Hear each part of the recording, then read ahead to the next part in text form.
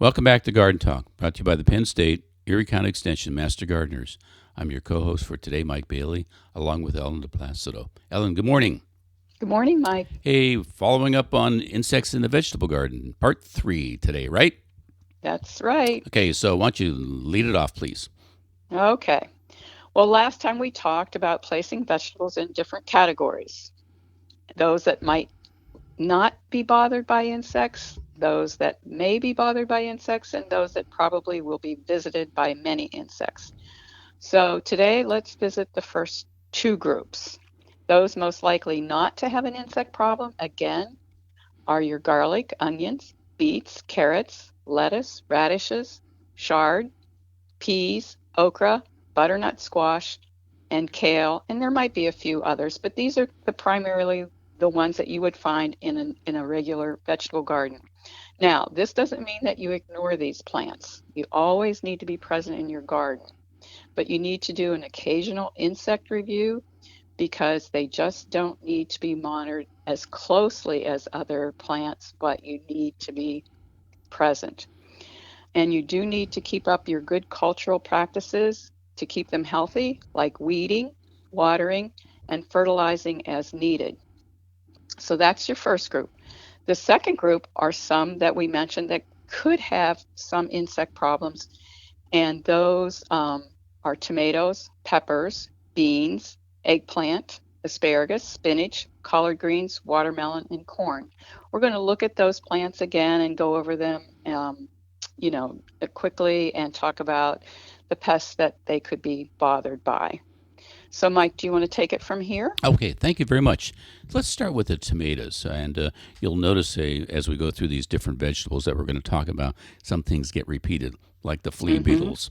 Flea beetles, okay, like to be present in your garden early, and they like to feed on those young leaves, leaving small little holes in the leaves. And certainly, tomatoes can be victimized by these flea beetles. And you really don't have to address them unless the damage gets to be a little bit more severe. But Mm-hmm. certainly the neem oil and the spinosad, and then if need be the carbaryl early on in the season for those flea beetles. Later on, you might see a little bit of an impact from tomato hornworms. Now, like I've said before, I haven't seen very many tomato hornworms in my life, even though I've gardened a long time. But they're a big, thick green worm, the larva of a certain moth, and they're a terrible looking thing, really. Okay, Right. you're almost They have afraid, horns. almost afraid to pick them up. Yes, but you don't see them very often. But when you do, they really defoliate the plant. So you can hand pick them, or you can use BT. Peppers, the same thing. Flea beetles, again, early. Spinosad, neem oil, carbaryl, things get really bad.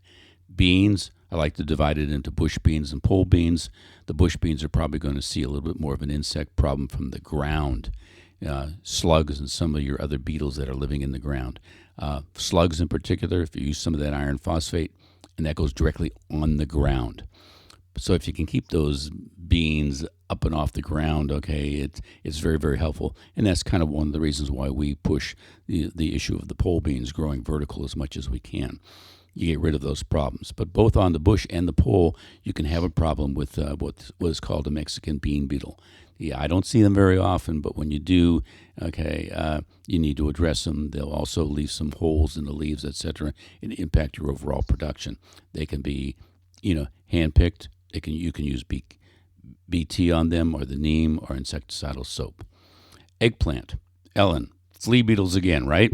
Flea beetles again. And again, we talk about the neem oil, the spinosad, and the carbaryl if they get really bad. Um, Mike, I don't know a lot about asparagus. Do you want to Well, mention I asparagus? haven't grown a lot of asparagus either, but certainly, the asparagus beetle is probably the most prominent thing, that they talk about in the literature, and those can be hand Mm, picked, or you can use the pyrethrum, or if things get really bad, you can resort to that carbaryl, which is that carbaryl 7 again. product. Mhm. Now, Okay. spinach and collard greens. Why don't you touch on those, please? Okay. Spinach, once again, are the flea beetles. And again, neem and spinosad work very well with on the flea beetles. But spinach can also be a problem with slugs and snails. they would kind of eat the roots and the stems. So you want to put that iron phosphate again on the ground. So, and your aphids, again, your insecticidal soap. Collard greens, cabbage worms, beet army worms. And again, you have the BT that you can use. And collard greens, again, by the aphids, using the insecticidal soap or the neem to control those. Okay. And watermelon is another thing that's impacted by those flea beetles. So again, we've said this a couple times already. The neem and the spinosad, okay, are certainly helpful. And if things get really bad, you can go to the 7, or that carbaryl product. Aphids, insecticidal soap, and I should probably mention that with the aphids, you can use a nice strong stream of water from a Right. garden hose also to knock the aphids off.